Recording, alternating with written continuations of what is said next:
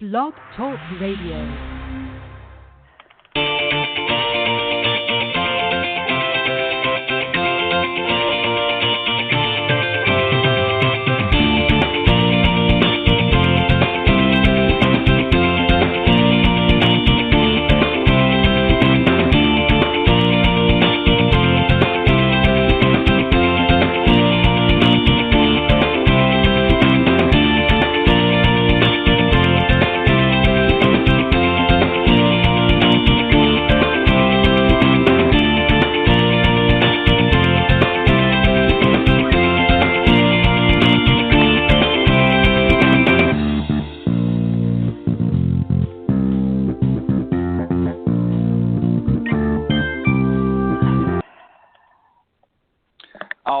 Good morning, everybody, and welcome to the Women of Golf Show. I'm Ted Odorico, and right alongside, joining me, of course, each and every week is none other than Legends Tour player and LPGA professional Cindy Miller, and we are, of course, the hosts of the Women of Golf Show. Good morning and welcome, Cindy. Good morning. How are you? I'm doing well. Actually, I'm very excited today. We're going to have a great show as always, and very happy to be welcoming back our very special guest, Jane Blalock, of course, who's been on the show a number of times, but we haven't spoken to her in a little while, so it'll be interesting to get caught up and hear what's new and exciting happening in Jane's world. So we'll talk a little bit later on in the show, but very excited otherwise. And Cindy, let me just remind everybody how they can get in touch with us. Of course, we're live every Tuesday morning from 9 to 10 a.m. Eastern time, and the best way to find us is go to blogtalkradio.com and up in the search key type Women of Golf, and you'll find us there during the live broadcast. And for some reason, if you can't join us live, just scroll down on that page and you'll find the on-demand section, and that's where all of the shows, including today's, will be there a little bit later on, are previously recorded, and you can listen to them in their entirety there for some reason if you missed the live broadcast. But we're glad for those of you joining us live this morning. Also, we're available on a number of other mediums as well. You can go to iTunes.com, Stitcher.com, and now TuneIn.com. And under the podcast section, again, just type in Women of Golf, and you'll find all of the shows, including today's, will be there as well. So check us out there. Lots of great ways to connect with the show, so no excuse. And again, it's Tuesday mornings from 9 to 10 a.m. Eastern is when we broadcast live here on blogtalkradio.com. If you want to call in, we would love to hear from you. You're welcome to do so during the live broadcast anytime. And the number to reach us at is area code 347-945-5855. And for those of you that want to maybe have some questions or comments, or maybe you've got some great ideas for a show that we haven't done yet, or something you want us to expand on, you can reach out to either Cindy or I, and Cindy's email is cindy@cindymillergolf.com, and mine is ted.golftalklive@gmail.com. So we're glad that you're joining us this morning.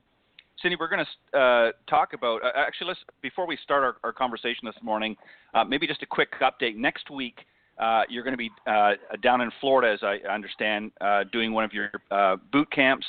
You and Alan are going to be down there. Tell us very quickly about that. What are the actual dates, and then we'll continue on. The dates, we're doing two separate boot camps, 17th to the 21st, and the 21st to the 25th. The first boot camp is for kids. So next week we're going to have some junior golfers on the show with us that we are teaching down at Orange County National. And then the second camp is for adults. And we've got people flying in from all over the place to meet us down there. We practice and hit balls all morning. We have lunch, and then we play 18 holes every afternoon. So thus the name Boot Camp. So if you are looking to change your game and improve it, it is the place to be.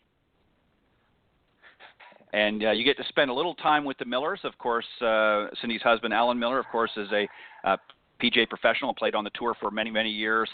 And, of course, our very own Cindy Miller has played professionally as well. And, of course, now they both pass on all of their skills that they've learned over the years onto all of you out there. So it sounds like a great idea, and we're looking forward to having some of the youngsters from the first boot camp join us next Tuesday on the show. So we're looking forward to that.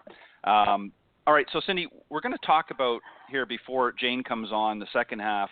We're going to talk about, and I named this the dawning of a new golf season because we are for many gearing up for that new season. And I wanted us to give the folks some things to think about as they get ready for 2018. Now, I know it's still a little early for some, but nevertheless, it's never too late to start tuning up and getting ready for a new season. And a couple of points that we want to talk about, we're going to try and get through them as quickly as we can because there's a few of them. First and foremost, I think that a lot of the folks, Cindy, need to spend more time on the practice green. As you and I know, at least 40% of your strokes are with the putter, and probably 60%, maybe if not more, are shots coming from 100 yards in. So accuracy and distance are crucial off the tee and in your approach. And, you know, as the old saying goes, if you can't get it done on the dance floor, then it's all for naught. So it's time to, as you say, get your butt over to the practice green and get right with the putter. So talk a little bit about that. Because I know you do some things like this through the boot camp. You want to make sure that they're working essentially on their short game because that's where they're going to lose most of their strokes. They're not going to lose it off the tee as much as they are in that 100 yards in. So talk a little bit about that and what you try to instill with some of the players you're working with. Well, I think the biggest thing is on the putting green, you want to eliminate 3 putts. So if you can work on your distance control, you can learn to hit the ball closer to the hole on your first putt. Excuse me. Forgive me. You want to get the ball closer to the hole on your first putt. Therefore, you want to get a feel for the speed of the greens that you're playing. Sometimes the greens are really fast. Sometimes the greens are really slow. If you are interested in seeing a couple of tips on distance control, you can email me, Cindy, at cindymillergolf.com. I've got a couple tips, one from the Legends Tour and one from the Golf Channel that I can show you. It might be a little confusing if I try to tell you, but you could at least see how to learn how to get your first putt closer to the hole. And the second thing is practice 3-footers. So if you get the first putt within 3 feet and you know how to make a 3-footer, then you're going to eliminate 3 putts everywhere. Yeah, well said.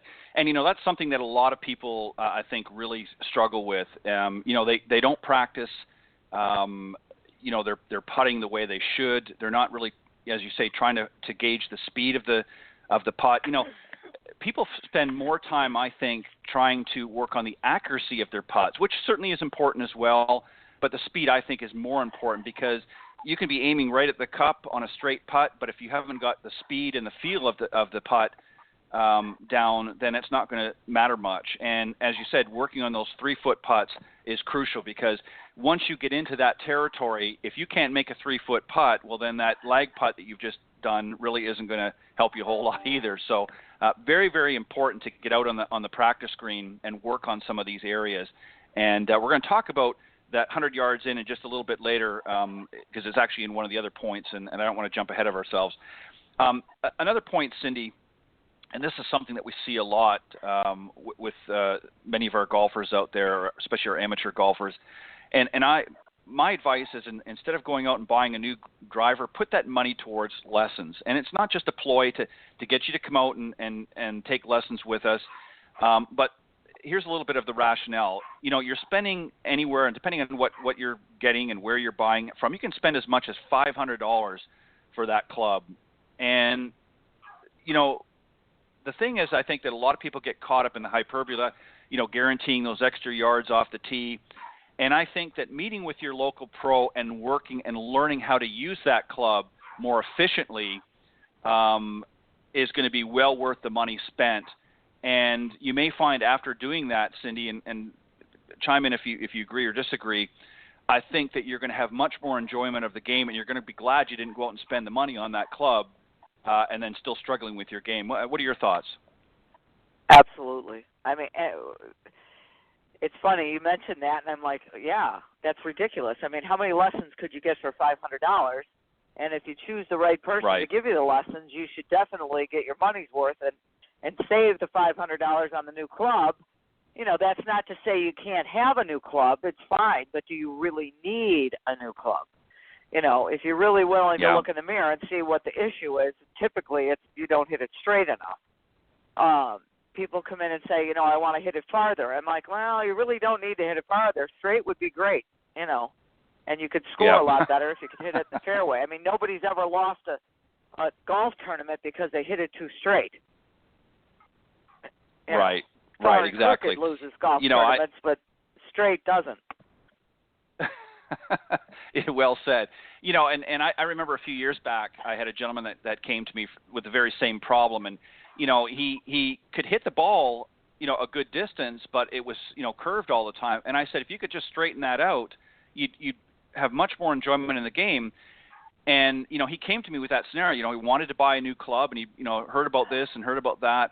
And I said, look, I'll tell you what, let's book a few lessons.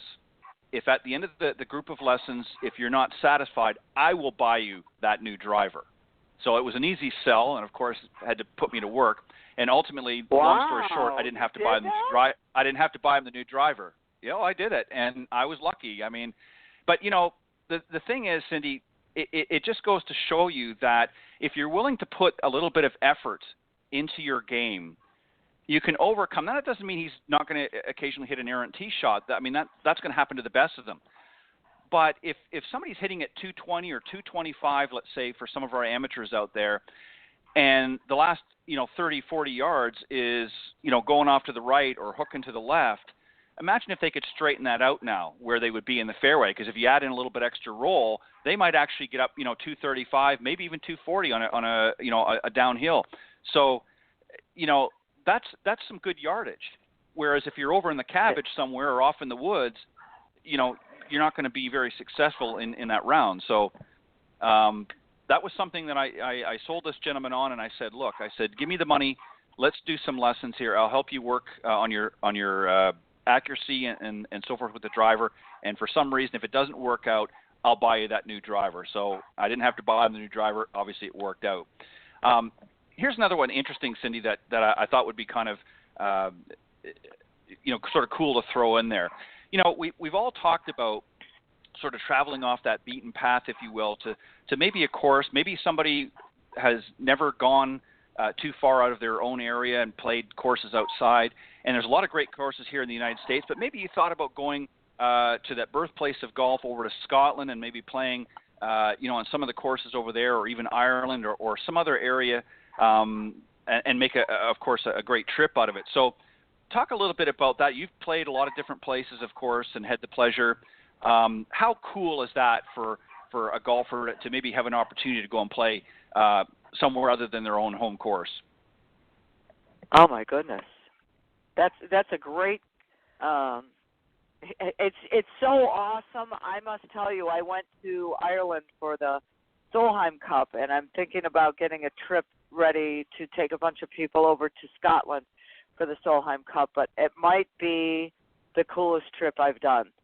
To be able to be in another country. And I think it was, I've been to Australia, I've been to Japan, I've been to Mexico, but I must tell you that Ireland was cool because not only do they speak English, but I never realized how old the country was. So when you go to, and this has nothing to do with the golf, but we went to a couple castles, and it's like, wow, this is so cool. It's so old. So, it was awesome. And you have to learn how to hit different shots. You have to keep the ball lower, and it's just I love traveling and playing golf everywhere. So, yes, I agree. Yeah. And you know what? Many of us, as we get on in years, we start talking about bucket lists and things that we wish we could have done or wish we had done. And this is a great one.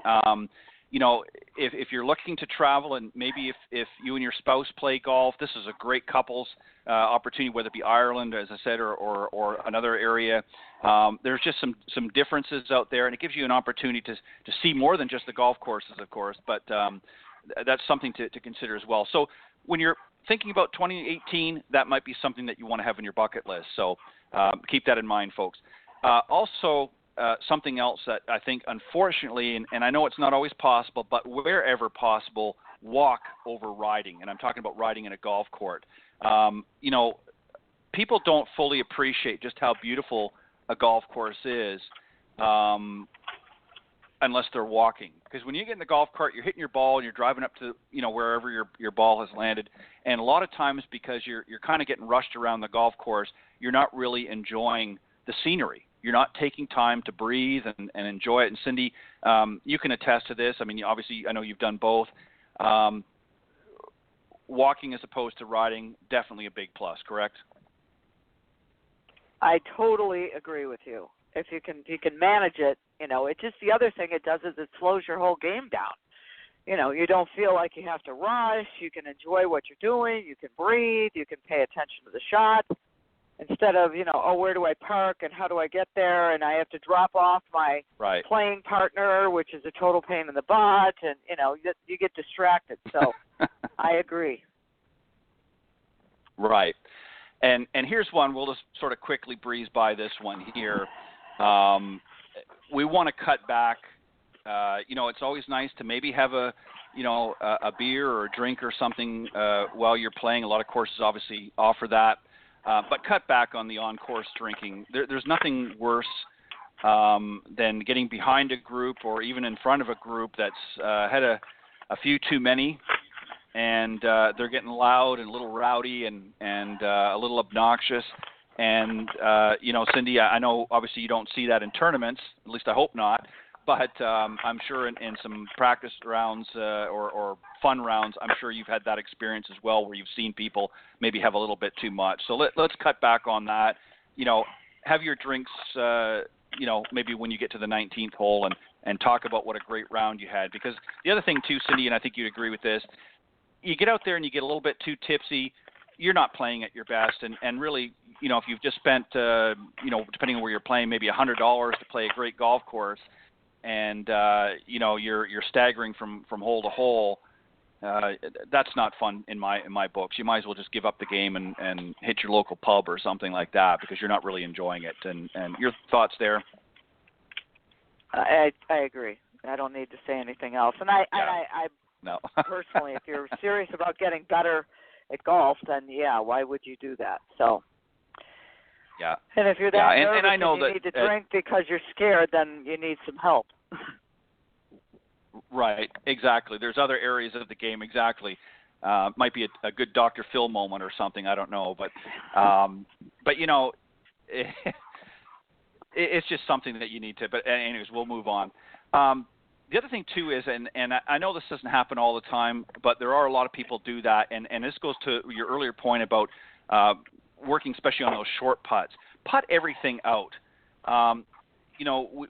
We've gotten into the habit of gimme putts, and we're playing with our friends. It's obviously not a tournament, so we don't have to worry about from the rules standpoint. But if somebody gets in there 3.5 feet, don't just give it all the time, and don't accept it all the time. Just say, you know what, I want to putt this out, because there's your opportunity in real time to be able to work on some of your short putts. So if you're picking them up all the time, you're not going to get any better at it. Cindy?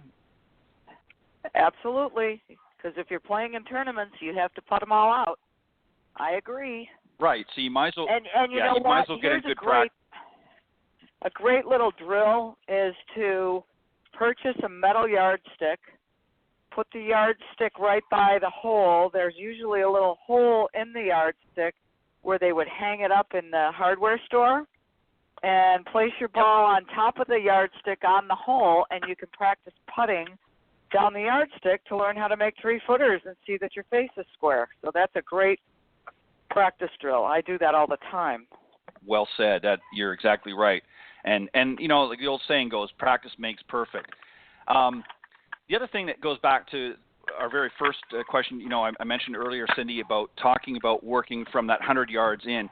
Another area of the game that really could benefit a lot of our amateurs out there is learning how to bump and run around the green. A lot of people get up, they hit their approach shot, it falls a little short, and maybe it's not an ideal pitch shot, but maybe an ideal bump and run shot.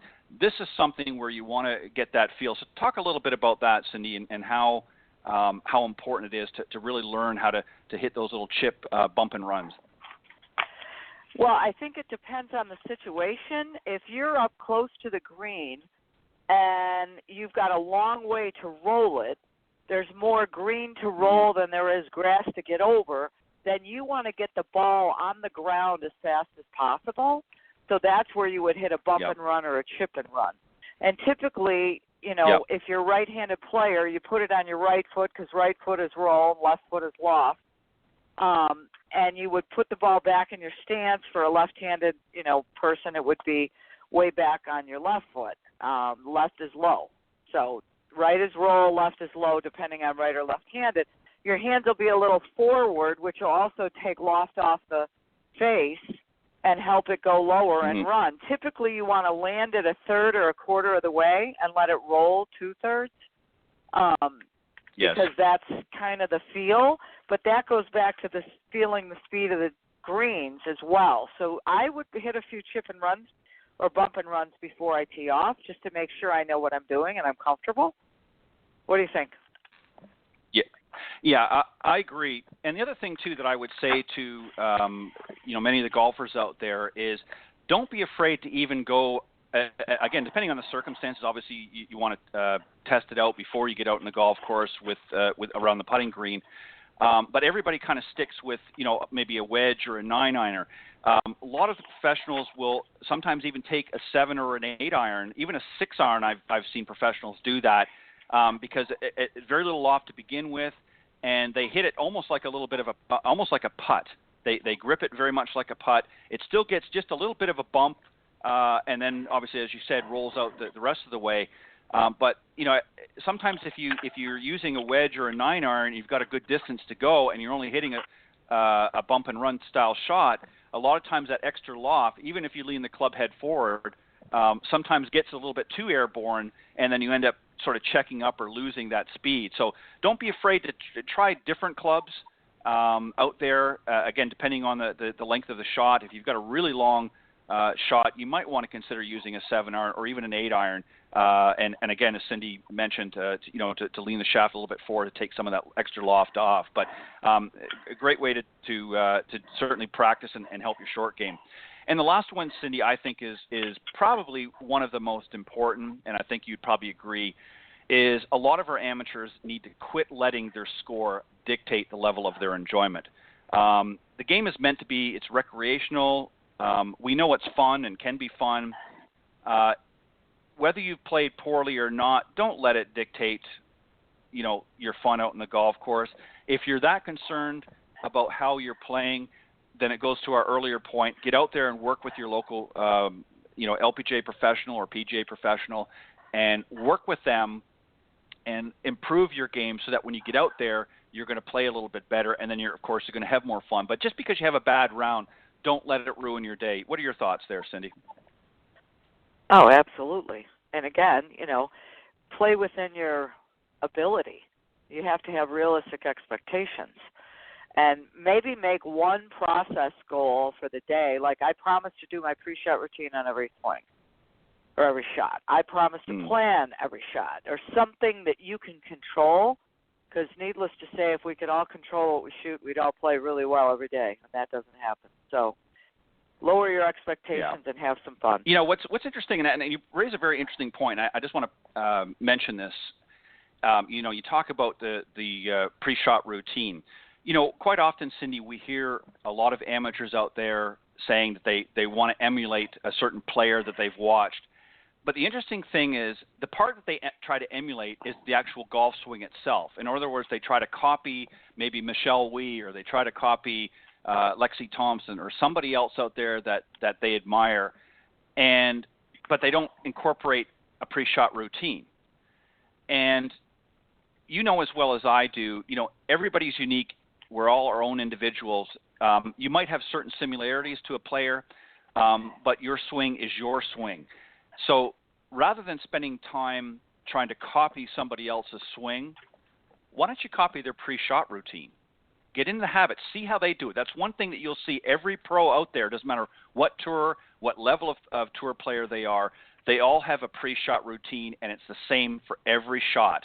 And I think that's something more worthwhile, in my opinion, that they should emulate as opposed to trying to copy somebody else's swing. Your thoughts there?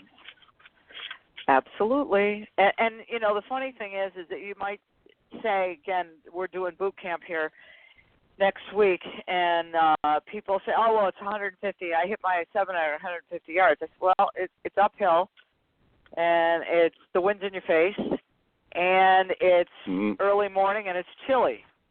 Well, so what? Well, now you just dumped it in the front bunker. So you got to know, what's my lie look like? What's the wind doing? What's the temperature? Because you got to make wiser decisions. You have to be able to adapt your thinking and planning to the conditions, and I don't think most people do that. Yeah, you're exactly right. Well, Cindy, we've now got the opportunity to talk with another professional who's been on the show a number of times over the years since we've started this. She's not only a great golf professional, but she's the founder of JBC Golf Inc. and also the CEO of the Legends Tour, as well as heading up the LPGA Golf Clinics for Women. And I'm talking about, of course, our very special guest this morning, Jane Blalock. So let's bring her on and let's maybe get her thoughts on some of the things that we've been discussing about. Good morning. Well, good morning. I can't talk very long because I just learned a lot, so I have to get to the range. I have to get my yardstick. I have to work on my bump and runs. And I'm going to make sure from now on that I putt everything out. And I totally agree. I tell all my friends that because, it's in club tournaments. There's a group of guys that I play with quite a bit, and they're tough because they're out of the hole and they pick up, or they give away those 2 and 3 footers. Then they play the club championship medal play, and they shoot in the high 80s. So it's because they're not used to having to finish everything out. So I totally agree. Yeah, I think you that's have so. something Yeah, new you're to announce. Oh. Ted, I don't know if you know this, but she's got something new to announce. Oh, I do. By all means, let's announce it. Go ahead, Jane. Well, you made reference to the LPGA clinics, which we have been holding for over 25 years, a longer period of time than I actually played on the LPGA tour, which is scary. And we just announced 2 weeks ago that we are now the PGA Golf Clinics for Women. Which is wow. It's just a tremendous opportunity for us. We will be, affiliated with the KPMG Women's PGA Championship, so still involved with the LPGA, but under that umbrella. And I had a chance to work closely with Susie Whaley, who will be the first female president of the PGA of America in 101 years. So this is very, very exciting. We have their full support. They're excited as they are positioning our program, which is tried and true, as their really their whole women's initiative, growing the game, empowering women through the game of golf. So we're real excited because we're important to them, and that means a lot to us. Oh, you should be important. Very exciting. You have a turnkey, awesome group of people that work for you that are so dedicated, and they do such a great job. And you've done a marvelous job for these over 25 years. So congratulations. Well, thank you. I do. Yes. I mean, it's my name is front and center, but I'm only as good as my team, which is, you just cited, is absolutely phenomenal. Running these clinics, people just marvel at the execution. And, the key thing, Cindy, and why we've been, I think, so successful for this many years is that, we'll have about 25 or 30% of the women who have never touched a golf club. So it's not to be confused with a golf school. It's a platform for inclusiveness, a platform for just providing greater confidence, making women more comfortable, so they'll be, feel okay to join in with, so many of those activities that around the game of golf and really amount to better relationships. Absolutely. Well said. Let me ask you, let me ask you, Jane, just about the clinics in itself. As you said, it's not, you don't want to confuse it with a golf school. Explain for those that maybe have never been to one, that may be listening to the show this morning, what they could expect if they were attending or being part of one of the golf clinics. Just explain a little bit generally what you do there and some of the things that you're covering throughout the clinics. Yep. Well, it's a full day, and we'll have really between 70 and 100 women typically at each event, a variety of industries and companies and individuals from those that don't even go to the office that attend. And so they arrive in the morning, and we'll have the finest LPGA and PGA instructors on hand. And so they sit at the table with their instructor kind of to become a little more comfortable, because it's intimidating, particularly if you've never played the game of golf. And then I host many of them. Cindy steps in every now and then, which is wonderful. And we have our remarks about why golf's important, and cite some of the analogies of golf and business and life in general, which are so interesting. And then we divide the group into two: those who have really never played, or who won't admit they've played because they don't think they're good enough. We'll go out onto the practice area. We'll rotate them among long game, short game, putting, incorporate a lot of the etiquette, which is so important. And those who have been on a golf course will go out and play 9 holes, with their PGA and LPGA instructors. And so that's the morning. Everyone comes back in for lunch. We feed them very well. Full breakfast, full lunch. We'll have a couple of speakers, very brief, maybe about the economy, or just to really enhance the business portion of it. And then in the afternoon, everyone switches. Those who are on the course will go to the practice area again with their instructors to refine, and those who are on the range will go out onto the course. This is a tee. This is what you do. This is where you stand. And we'll have, it's no competition really. Fun contest, long drive, putting, and it's just. By the end of the day, which is my favorite part, everyone comes in around 4:30, and we give out the prizes. But the networking and those who are so quiet and saying, "Why am I here in the morning?" We're just saying, "Wow, this is the greatest day! I can't wait to play. I'm going to sign up for my corporate event next time I'm asked." And they exchange business cards. Try to maybe some smaller groups are created to go out and continue to play the game, and the instructors also are able to pick up a lot of business, because these, again, the newer golfers, they're looking for particularly good female teachers. I think that's important. So it's an absolutely full day, a nice gift bag. A goodie bag's the most important part of any event, golf or otherwise. And so it's really an intro, and just to get them to the next level, to at least speak the language of golf. Right. Do you get I'm sure you get a lot of questions throughout the day from some of the participants in these clinics. What are some of the more common questions that are asked at these clinics by especially some of the newer golfers? Oh, what if I'm out on the golf course and there are people behind me and we're holding them up? What do we do? What do we wear?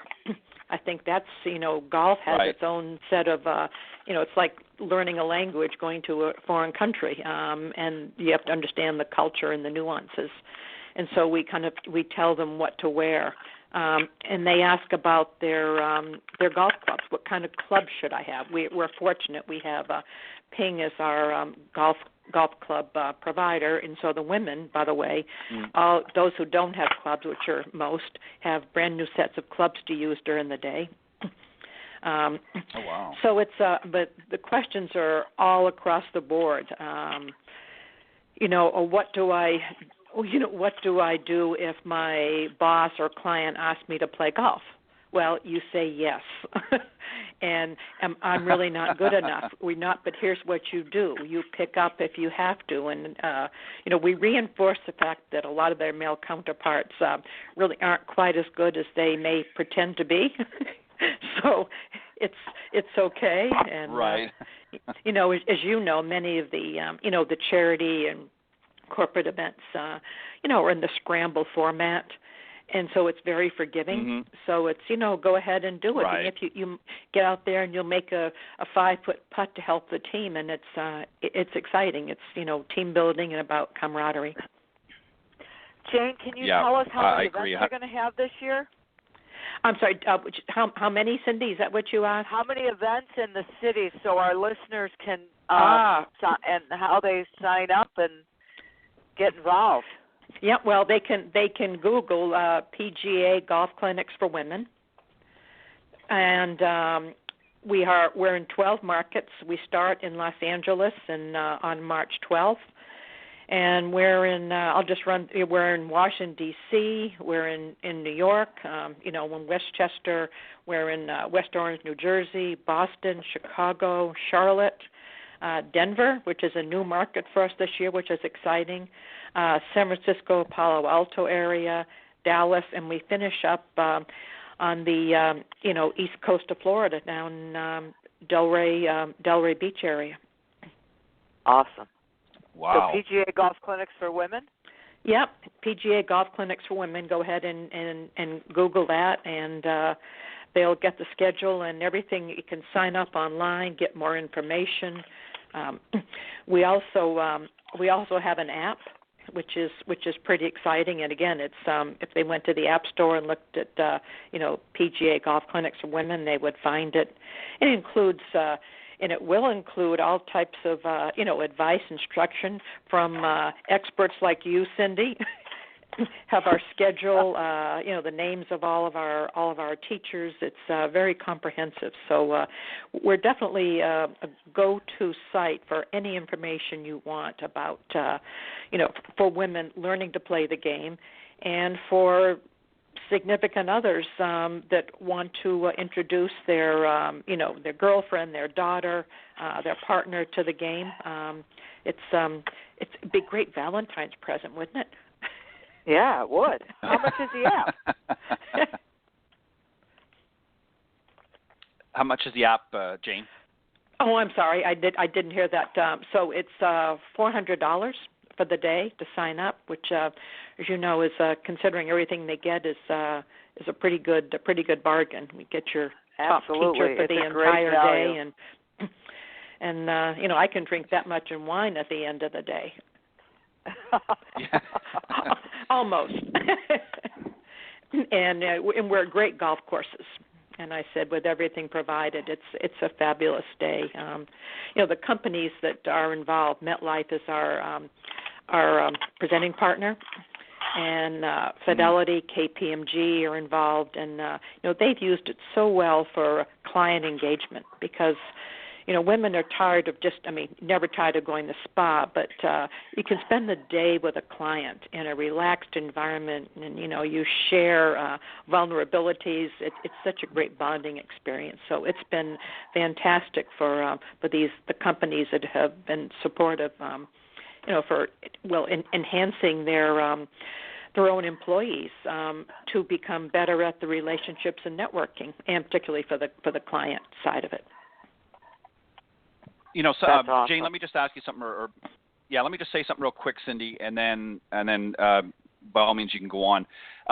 You mentioned something earlier, Jane, about a lot of women that work for companies and want to feel inclusive. I think this is a great opportunity for a lot of women to be involved, because sometimes they feel left out in the golf outings when a corporation or company has, a golf event where they're maybe having some clients. And I think this is a great way for allowing the women to feel part of the team, as opposed to just sort of sitting there and maybe taking another position at a table or something during the event. They want to feel like they're getting out there and participating in the actual event, as opposed to just handing out gift bags or things like that. And I think that's really what the clinics are designed to do, is to give them an insight and a lift up, if you will, in this great game and what some of the many benefits that it has to offer. Would that be a fair assessment? Oh, that it said so well. That's exactly it. And like I said, we continue to reinforce it. It's okay. You are good enough to join in, because the worst thing that happens is many women, they'll be driving the beverage cart, or as you said, doing registration, or right. they'll be invited to join in the social activities afterwards, but they're not part of the conversation because they weren't part of the day. And it's just right. It's just, I said, the bonding experience is just, it's a 10. It doesn't get any better than, a round of golf with someone, and you don't have to be a good player to join in. No, you're exactly right. Cindy, go ahead. So I would encourage, because I have witnessed the women coming in the morning at 8:30, and they're having breakfast, and they're all sitting around their table. And if they're not coming with people they work with, they're all a little nervous, and they're like, oh, boy, what did I do?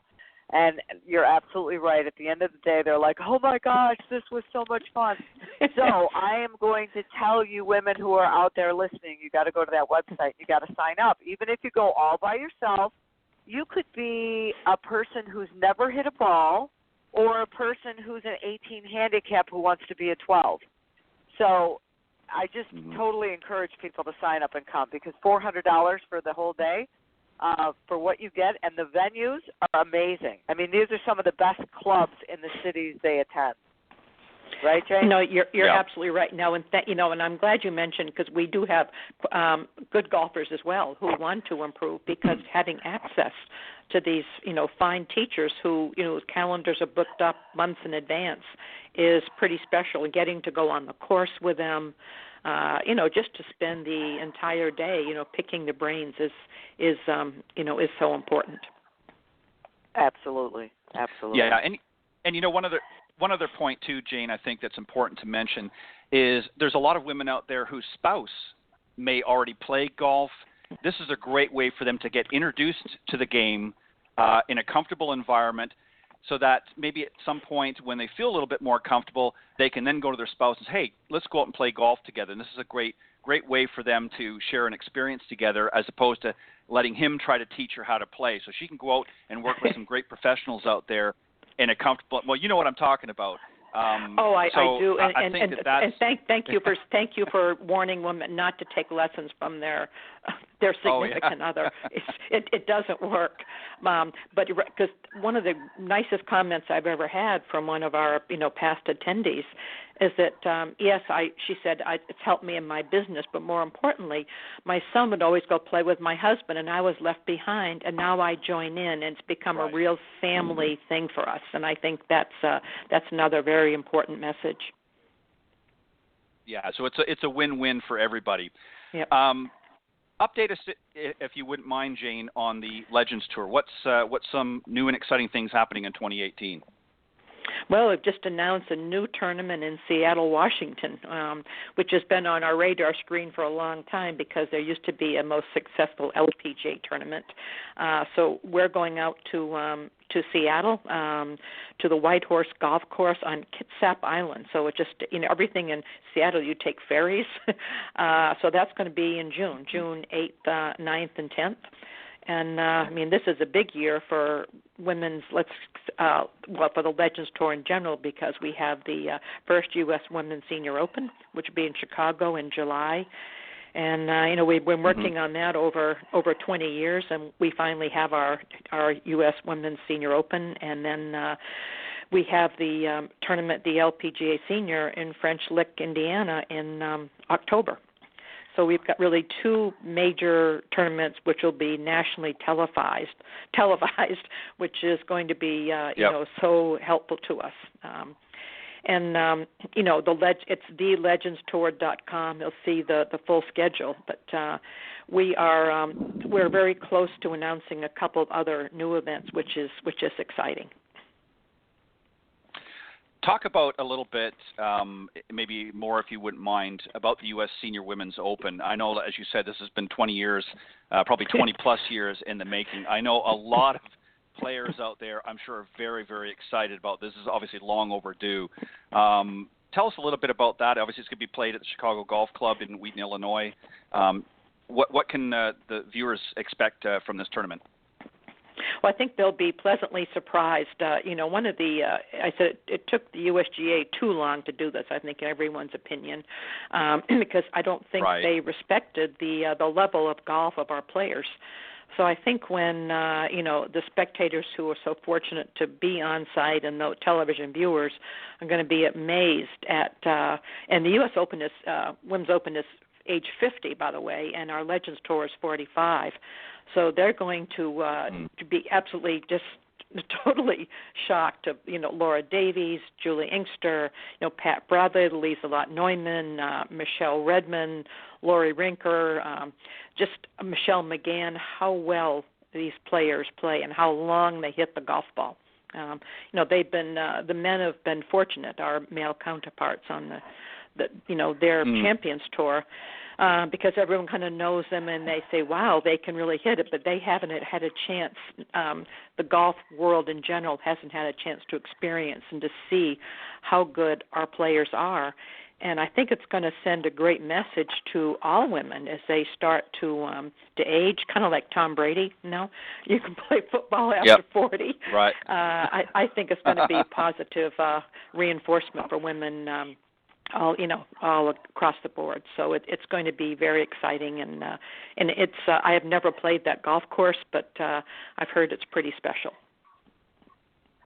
Yeah, it is. I haven't either, but I know a number of people that have, and I know it's what a great venue to start off the U.S. Senior Women's Open Championship. Cindy, do you have any questions or comments about this particular event? No, I just want to qualify, and I'm glad I saw that the yardage is going to be under 6,500 yards, because otherwise I got to get driver 3-wood wedge, driver 3-wood wedge. Well, I think we all need to. We need to work on our short game. 55, yeah. Speaking of that thing this morning, Ted, with the short game and the putting and the chipping it close so you can get it up and down, that's what it's going to be. Yeah. So I'm very excited and I'm thrilled. Yeah, how many spots are going to be available? Or how large is the field presently? Is it going to be, and how many open spots? And you talked about qualifying, Cindy. Jane, what about the qualifying tournaments leading up to this? Are there where and where are they going to be? There is. If someone goes to the USGA.org and clicks on the segment of Women's Senior Open, it shows all the there are a number of qualifying locations. All over the country, and the qualifying will be there's like a 3 to 4 week period. There'll be 120 players in the field. Prize money is $1 million. I think we're all hoping it would have been a little closer to the men's prize money, even though that would be our most substantial purse to date. And they released the exempt field, and I don't know how they're going to do it because actually I even saw, it's sad to say, that one player on the exempt list is 6 feet under from several years ago. So I don't know if they go to the next person or how they're going to do that. And I'm not sure. There'll be a considerable number of open spots available, for both amateurs and professionals. So, for the qualifying. Yeah, that's fantastic. I have to ask a question. Can I ask a question? Go. Yes, of course. So, Jane. Yes. People ask me this a lot. In fact, somebody asked me the other day, what and why do you not stop? What drives you to do what you do? Because I must tell you, without you, you have given me a mulligan in life like you have no idea, because you're like a pit bull, and I love that. And if it wasn't for you, I wouldn't have been able to defeat my personal demons, so I thank you for that. But I want to know, why do you not give up? And I haven't reached my goals yet. I have goals. I was the same way playing golf. I was tenacious. I never gave up on anything, and I'm fortunate. I'm healthy. I have energy, and I have a passion and love what I do. And I'm not done. There's a lot of it's a chance to make a difference. I feel fortunate to have the opportunity, and and I'm driven to do it. So I'm not going to stop for a while. In fact, I'm asked that question a lot. And I said, look at Ruth Bader Ginsburg. She's my hero. She's not going anywhere. Right. So, while I'm at 100% capacity, I still work on my golf game. I still think I'm good. But no, I'm very driven to make a difference and to create opportunities, both through our PGA clinics for women and most certainly the Legends Tour. And it's I have often said to myself, I was fortunate winning tournaments, but you win the tournament and no one's really happy because you beat everyone that you know, and you only get to enjoy it for 2 days until you tee it up again. But when you sign, like when we just landed at the Seattle tournament, I get to share it. We've got a 2-year agreement. I get to enjoy it for 2 years. I get to share it with all my friends, and everyone's happy. So there you go. Well, thank you. That's all I can say is thank you. Let me just read out a couple of stats. Speaking of your career, Jane, just for the folks that maybe don't appreciate just how good you've been over the years. Jane, of course, won 27 titles in her LPGA career, which began in 1969, and she's actually a record holder across all professional men's and women's golf tours. And this is a stat that really jumps out, but playing 299 consecutive tournaments without missing a cut. That's pretty darn impressive, if I do say so myself. I don't know of too many players in today's golfing industry, men's or ladies, that can boast numbers like that. That's pretty impressive. That's a lot of tournaments to play in and not miss a cut. What do you attribute that to? Don't say luck. Well, kind of. Well, no, I think it's just that I love the game, and I felt, I didn't grow up in a golf family. I grew up in New Hampshire. I didn't grow up in a hotbed of golf, and I felt so lucky to be there. I just felt that, I was never going to, the same way my attitude is now, give up on anything, and I wanted to. I didn't want to go home after 2 days. I wanted to stay out there, and felt that if I could, it was probably harder to make a putt just to make the cut than to actually win a tournament. So if you apply that same mindset to just wanting to hang around for the weekend, it's going to help you when it's time to win, because the pressure, I said, is greater. So you just you play the first shot on Thursday and with the same intensity that you play the last shot on Sunday. Well said. We only have a few minutes left, but maybe, Jane, if you could just take a couple minutes. I know you listened in a little bit of our conversation earlier on. If you wanted to give some advice for some of the golfers that are gearing up for a new season, obviously here in Florida we're able to play pretty much all year round, but for some up in the Northeast that are battling, what would you say to them? How should they start getting ready and preparing to come out for a new season here? What would some of the advice you'd give them? Well, I think, being a New Englander, and I've spent quite a bit of time up in the Boston area now, and I use the time prior to the season to visualize. And I read, and I like to watch golf on tournaments. I like to kind of feel their rhythm, try to grab it by osmosis. And then when it's time to go hit golf balls, take it slow. Make sure they do the proper stretching and hopefully stayed in some sort of shape over the winter. And don't have great expectations at first. Just, stick to your basic fundamentals. And don't try to get your game back all at once. Just, baby steps, and maybe, in 2 weeks you want to be here, and a month you want to be there, but especially north, the season's so short you may not even have a month. Just go slow. But I think the important point is taking advantage of that time that you can't play over the winter to, you can, putt in your living room. I said just, read some good articles and just kind of picture the swing that you want to come out in the spring with. Mm-hmm. Some great advice. Cindy, any final thoughts or comments that you want to add to that? No, I'm so grateful for you and what you've done for me and for women's golf. And to our listeners, you got to sign up for a PGA Golf Clinic for women. It's time to get over the fear and get out on the course. Everybody's leaving you in the office while they go out and have fun, and it's time to do that yourself. Yeah, and we call it a That's safe right. environment. I think that's a good expression. It sure is. Sure is. It's safe and it's fun, and yep. We'll teach you how to be comfortable and confident on the course. You got it. Yeah, exactly. Well, Jane, we want to thank you for joining Cindy and I this morning on the Women of Golf show. It's always a pleasure having you as our guest, and we're definitely going to have you back throughout the year. In fact, something that we're going to do this year, Jane, a little bit differently is once a month, beginning in March, we're going to start conducting a panel discussion, inviting others like yourself and maybe some other, not just golf professionals, but other industry professionals to the table. And we're going to tackle on some specific topics that we want to talk about.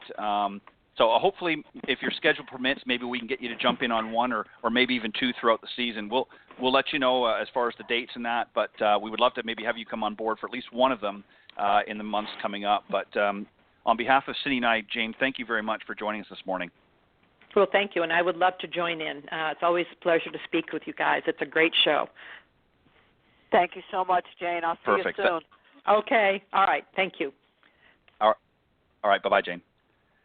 All right. That was our very special guest, Jane Blalock, an LPGA professional and founder of JBC Golf, and the CEO of the Legends Tour, and now the PGA Golf Clinics for Women, as it's now being referred to. And just what a great, Cindy, what a great, I guess really, I would almost classify her, I guess, as an ambassador of the game, because she's not only been a great player over the years, but as you pointed out, she's really spearheading a lot of things and helping a lot of people like yourself not only become better players, but become better people along the way just through her experience. And just it kind of rubs off, doesn't it?